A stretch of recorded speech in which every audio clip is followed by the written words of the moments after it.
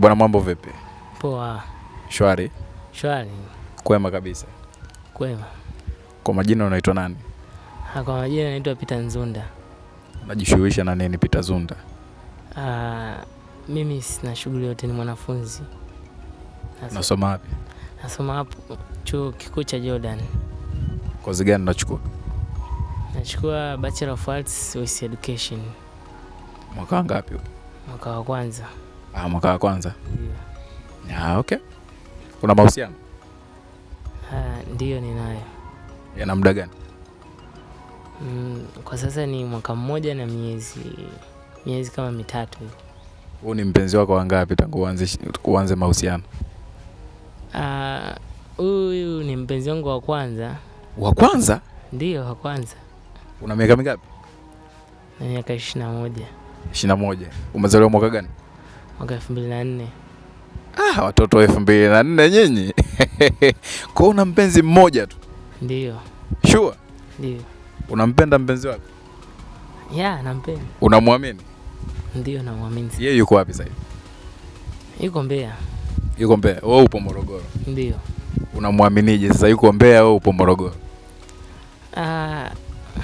Naweza kusema kwamba ni imani tu ambayo iko ndani ya moyo wangu, afu na pia ni namna tu ya communication tu, namna tunavyoongea mimi na yeye inanipa imani na nguvu ya kwamba nizidi kumwamini. Ushawahi kumchiti? Hapana, sijawahi. Sema ukweli wako. Kabisa. Hujawahi kumchiti hata mara moja? Sijawahi. Mshawahi kukutana na kimwili? Hapana, tujawahi. Kwa hiyo wewe hujawahi? Kiufupi ndio hivyo ilivyo. Sure? Yeah, sure. Jamani, nimesikia kupita hajawahi.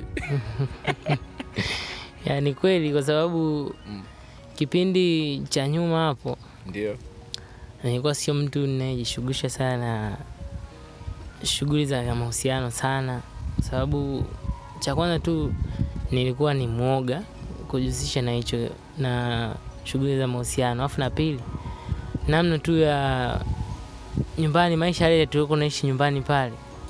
Kiukweli ilikuwa inanibana kwa mimi hapo kuanzisha mahusiano na mtu au msichana mwingine yoyote.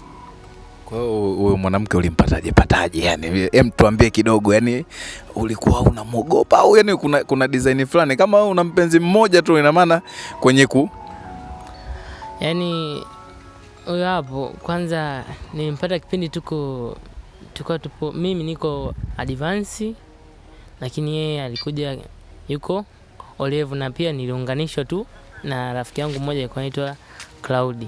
Kanisha mimi na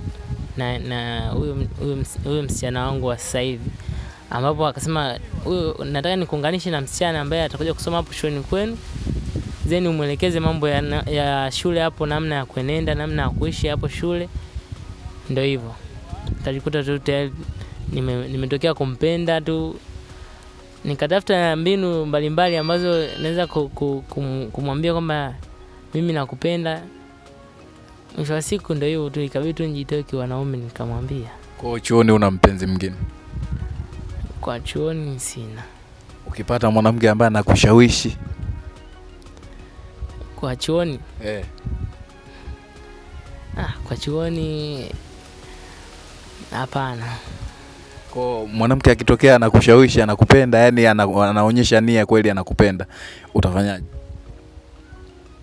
Kwa sasa itaniwia vigumu kwa sababu tayari mimi kwanza tayari na mpenzi wangu ninayempenda. Yuko mbali lakini. Afu una hisia, mwanaume unajua ana hisia sana. Yaani kweli. Lakini kuna namna tu ile, yani mtu kishakuwa na imani na ukishakuwa umeshajiwekea maishani mwako kwamba mimi nitakuwa na mtu mmoja tu, hiyo inaendelea kuchochea ndani ya moyo wako kwamba mimi, yani hata kile kitu ambacho utakuwa unakifanya utakuwa unaona kabisa kwamba unafanya ni makosa. Okay bwana, nashukuru kwa muda wako bwana. Nashukuru sana. Hapo.